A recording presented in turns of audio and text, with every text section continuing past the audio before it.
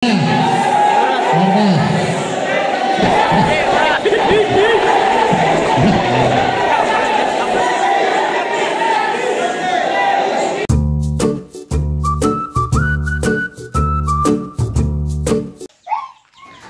yung mga cages namin dito mga boss.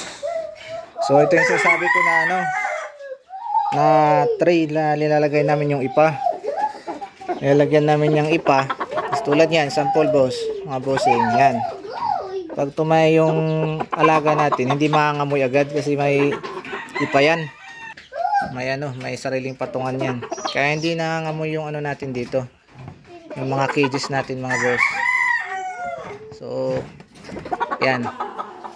Yan lahat ng cages natin mga boss. So double purpose din yan. Tulad ngayon, wala kaming malagyan na iba naming mga inahin. Ginawa na lang din namin na kumbaga parang battery cage ang dating. So yan. Yan. Winner natin yan nung last natin na derby mga bossing. Pati din to. Winner din to. Minor scratches lang. Yan sa paa. Ito naman sa to. Sa pakpak to eh. Yan, tulad yan mga boss. Oh. Yan yung dumi ng manok natin. Pero hindi nangangamoy yan. Kasi yun, may ipa nga.